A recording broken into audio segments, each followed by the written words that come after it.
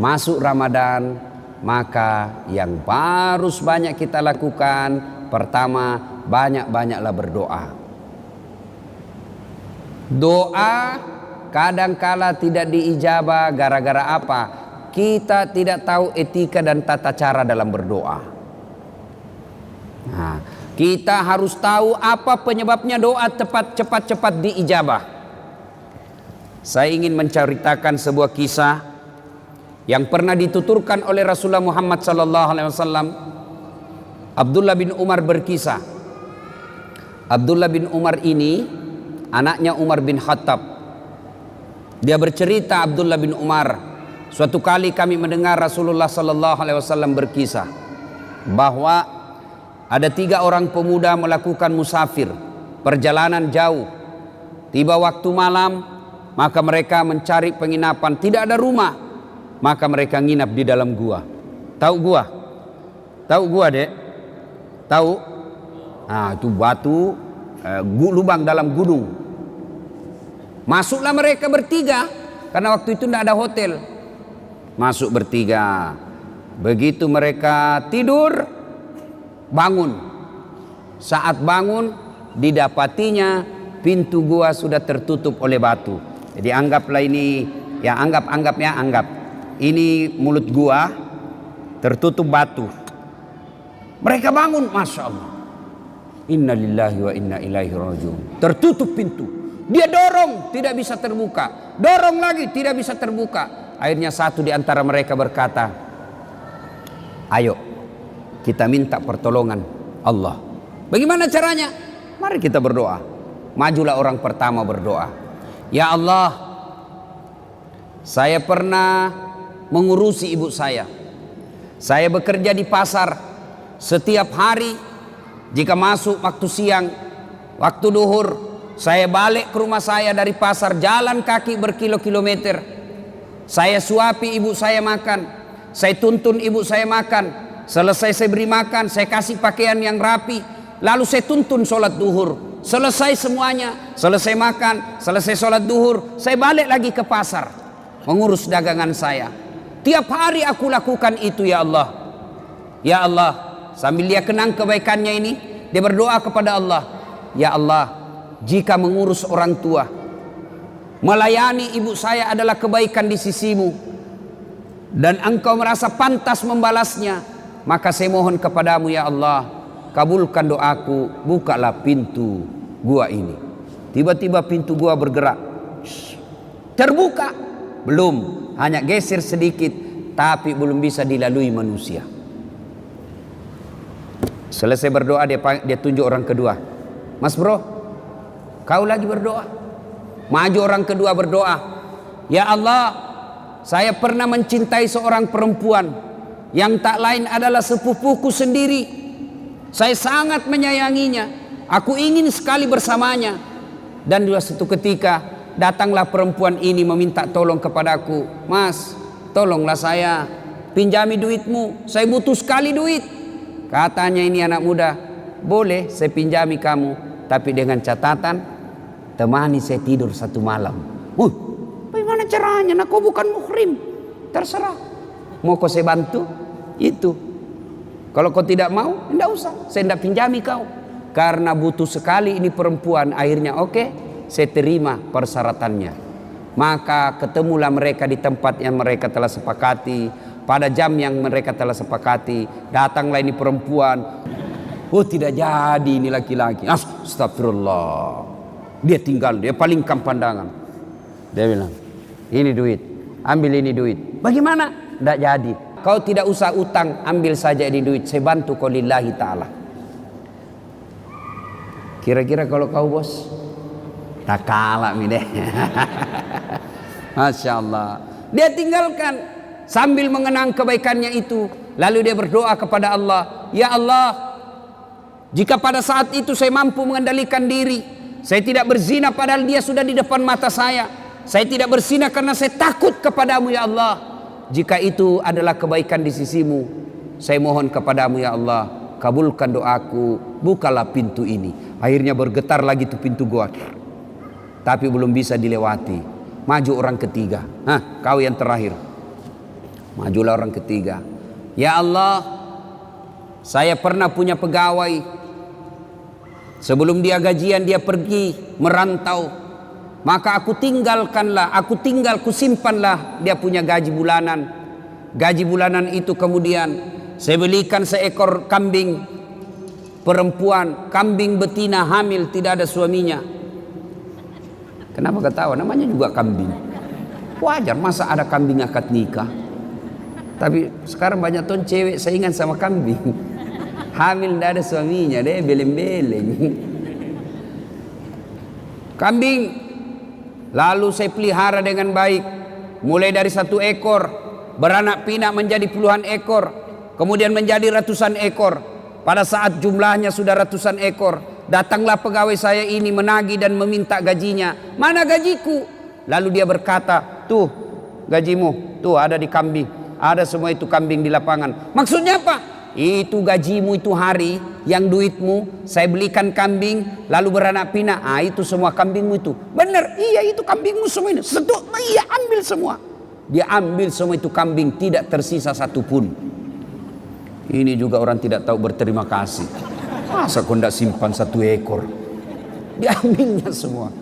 Ya Allah, jika mau melihara amanah, jika memelihara amanah dan tanggung jawab adalah kebaikan di sisimu, dan itu patut mendapat balasan, maka balaslah kebaikanku ini dengan mengabulkan doaku. Ya Allah, bukalah pintu gua ini. Alhamdulillah pintu gua bergeser. Alhamdulillah lagi mereka sudah bisa keluar. Nah, ini hadisnya Imam Bukhari. Dari kisah ini apa pelajaran yang bisa kita ambil? Apa pelajaran yang bisa kita petik dari kisah ini? Pertama, ternyata tidak ada manusia yang tidak ada masalahnya. Adik-adik, ada enggak di sini yang tidak ada masalahnya? Ada? Jatuh cinta. Apa masalahmu? Dia suka enggak saya? Nah, sudah disuka, selesai masalahmu? Belum. Lamar. Dia terima enggak saya? Sudah dilamar, selesai masalah? Tidak, masalah baru. Apa? Uang panai. Orang Bugis uang panai, cocok enggak? Oke, diterima uang panai, masalah selesai itu, menikah. Sudah menikah, selesai masalah? Tidak. Apalagi mau punya rumah. Sudah punya rumah, selesai masalah? Tidak. Mau punya anak. Sudah punya anak, selesai masalahnya? Tidak. Langsung tua dilihat istrinya, jelek lagi dilihat istrinya, mau lagi kawin lagi. Coba. Tidak, orang tidak ada masalah, semua ada masalah. Bahkan ini saya lihat semua ini muka-muka penuh masalah ini semua ini. Yang paling banyak masalahnya sekarang itu caleg yang tidak terpilih dan banyak utang balihonya. Itu paling banyak masalahnya itu. Ayo, tidak ada orang tidak ada masalahnya. Semua punya masalah. Belajar dari kisah tadi, jangankan kita yang tinggal di kota Batam, ini saja manusia dalam gua ada masalahnya, apalagi kita. Jangankan kita yang banyak dosa dan kesalahan, yang hampir tiap hari punya dosa, hampir tiap hari punya maksiat. Nabi dan Rasul tidak ada dosanya itu Nabi Muhammad. Apa tidak punya masalah? Penuh dengan masalah hidup beliau. Rentetan masalah dan masalah. Masih 6 bulan sudah lahir, belum lahir sudah meninggal wafatnya. Wafat bapaknya baru 3 hari diambil ibu susunya Halimatus Sa'diyah. 4 tahun bersama ibu susu kembali ke ibunya. Baru 2 tahun bersama ibunya, meninggal pula ibunya ketika usia 6 tahun. Diambil oleh kakeknya. Baru 2 tahun bersama kakeknya, meninggal pula kakeknya. Diambil oleh pamannya. Usia 12 tahun mereka mulai berdagang bersama paman beliau. Jalan kaki naik onta ke Syam. Usia 16 tahun Rasulullah sudah mulai berperang. Ikut perang, bukan perang agama tapi perang kelompok. Penuh dengan masalah. Di Mekah diusir dari kampungnya. Siapa yang mengusirnya Nabi? Bukan orang lain. Siapa yang mengusirnya? Pamannya sendiri. Nabi saja penuh dengan masalah. Minta pertolongan ke Taif. Apa dibantu di Taif? Tidak, dilempari satu kampung di Taif. Nabi penuh dengan masalah. Apalagi kita. Kalau begitu, bukan masalah kita. Masalah kita adalah bagaimana mengatasi masalah. Itu. Kalau Nabi ada masalahnya, beliau ambil wudu, sholat, hajat, minta pertolongan kepada Allah. Kita ada masalah, ambil HP, update status, berdoa di Twitter, berdoa di Facebook. Sedikit-sedikit, ya Allah lindungilah suamiku, ya Allah murahkan rezekiku. Update status lagi, ya Allah halalkan segala usahaku. Sibuknya itu Tuhan mau baca statusmu. Berdoa di status bos, berdoa di atas sajadah selesai sholat. Maka adik-adik ketika ada masalah, diajarkan Ali dari kisah ini, semua ada masalah. Tidak ada manusia yang tidak ada masalahnya. Kamu pikir ustadz tidak ada masalahnya? Wow, ustadz juga banyak masalahnya. Satu hari dikasih 5 ceramah, masalah itu juga itu. Capek orang bos. Coba. Kadangkala datang capek kita, selesai ceramah disuruh lagi selfie. Selfie Ustaz, selfie lagi selfie. Orang sudah keringatan, capek, selfie. Disuruh senyum, orang capek ini. Coba. Semua orang punya masalah. Tidak ada orang tidak punya masalah. Semua orang punya masalah. Alhamdulillah. Allah cuma minta sabar, sempurnakan sholat. Ya. Ada masalah, ngadulah kepada Allah, berdoalah kepada Allah. Ya. Belajar lagi dari kisah ini. Ternyata dalam berdoa boleh menyebut kebaikan.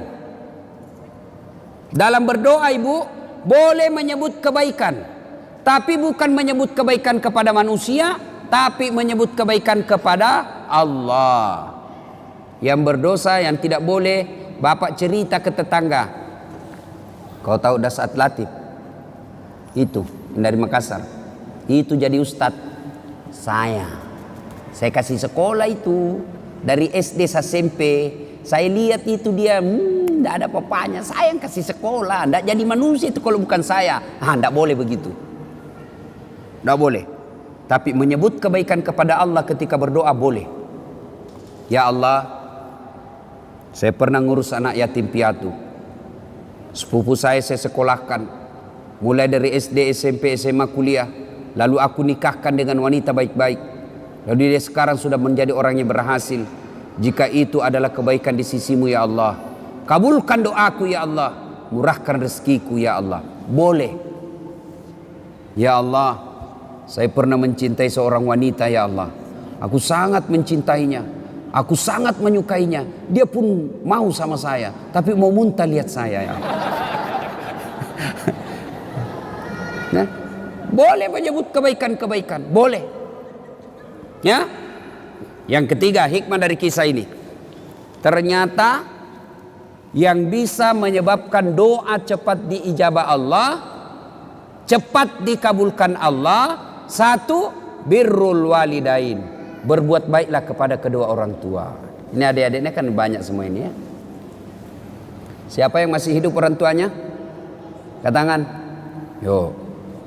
Yang sudah tidak ada satu? Yang tidak ada dua-duanya?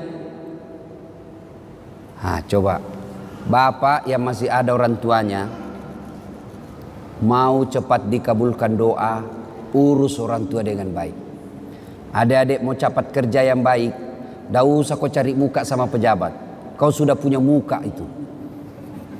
Ada kan orang suka sekali cari muka. Siap Pak, siap. Apa siap? Lebih kau cari muka sama orang tua Allah. Dengan cara apa? Cari muka pada Allah. Dengan cara apa?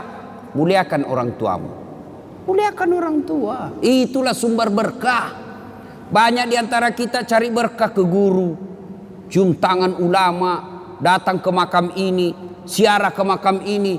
Lalu ibumu di rumah kau tidak urus. Gimana mau baik hidupmu? Ada ndak orang yang mencintai kita seperti cintanya orang tua? Ada ndak orang yang sayang kepada kita melebihi cintanya orang tua? Tidak ada. Inilah orang tua yang sangat mencintai kita. Adik-adik, saya tanya ibu, bu, ada ndak orang mau kerja 24 jam tidak digaji? Ada. Siapa? Ibumu. Itulah orang tua. Kerja 24 jam ngurus kita. Tidak pernah minta digaji. Malah dia yang kasih kita duit. Itulah orang tua. Kalau ada anak-anak kurang ajar, sekali-kali kau lihat itu ibu hamil. Lihat itu ibu hamil. Menderita itu ibu hamil, kasihan. Jalannya aja itu.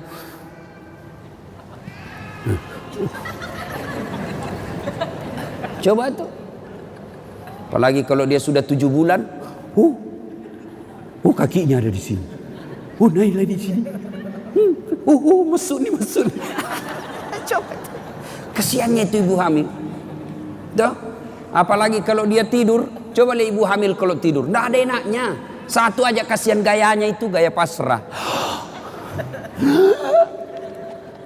Coba. Ya bu ya. Apalagi kalau melahirkan. Ibu pernah bayangkan. Masih ingat waktu melahirkan bu? Masih? Ada ibu-ibu melahirkan senyum. Mentang-mentang dia artis. Keluar kau nak. Wah, tidak.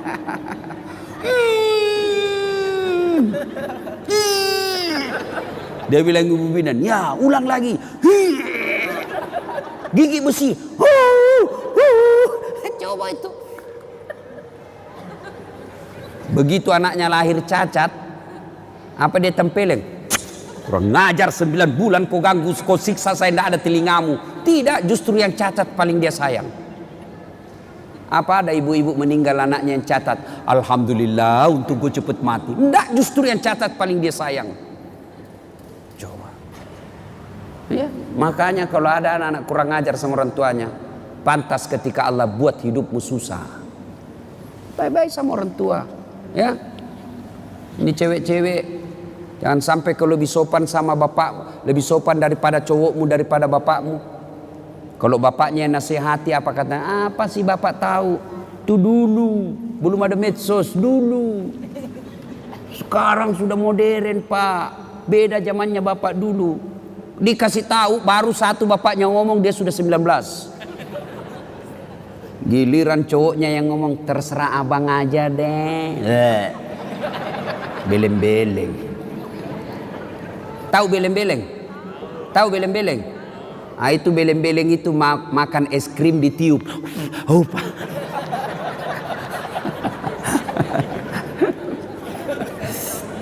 Iya.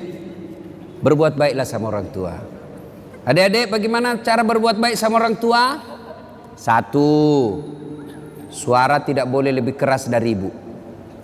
Itu jelas, itu protapnya. Dalam Quran sudah jelas sekali protapnya. Imma yablughanna indakal kibra ahaduhuma au kilahuma fala takul lahuma uf wala tanharhuma wa kullahuma qaulan karima. Itu sudah ada dalam Quran itu. Jangan kau berkata sakit hatiku Ustaz. Berapa sakit hatimu dibanding sakitnya melahirkan? Ada kan anak-anak kasihan itu, siapa yang besarkan? Neneknya. Sejak lahir ditinggal sama ibunya. Ibunya pergi menikah lagi, bapaknya menikah lagi. Akhirnya ini anak dibesarkan oleh neneknya, disekolahkan dengan baik, dapat kerja yang baik, ternyata baru pulang ibunya. Ibunya gagal pernikahan keduanya, bapaknya pun demikian. Lalu datanglah ini orang tua ke anaknya yang tidak pernah diurusnya. Ini anaknya marah. Apa bapak saya, dia terima beres, ibu saya tidak pernah diurus.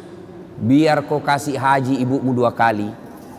Kau belikan ibumu 1 kilo emas. Kau bikinkan istana, belum seimbang dengan darah yang ada menetes dalam dirimu. Itu dari orang tua. Ya, jadi tidak ada jalan itu mau melawan orang tua. Belajar dari kisahnya Ibrahim alaihissalam. Ibrahim alaihissalam dapat, siapa namanya bapaknya Ibrahim? Siapa? Azor. Dia nyembah berhala. Ibrahim mau ribut sama bapaknya, mau lawan bapaknya. Apa kata Ibrahim? Kata Allah, sadar kau Ibrahim, bapakmu itu, tapi dia nyembah berhala ya Allah. Allah berfirman, bagaimanapun dia bapakmu, jangan kau lawan bapakmu. Nah, jadi agar doa cepat diijabah Allah, birrul walidain, berbuat baiklah kepada kedua orang tua. Adik-adik, saya menganjurkan pulang ini cium tangan orang tua. Kalau saya bukan cuma tangan, kakinya ibu saya cium. Ya, kalau mau berkah hidup bos, sudah muliakan orang tuamu. Allah yang ngurus kamu, bisa beli mobil, bisa punya rumah, mendapat istri yang baik. Caranya apa? birrul walidain, berbuat baiklah kepada kedua orang tua. Yang kedua, yang menyebab doa cepat diijabah Allah adalah menghindari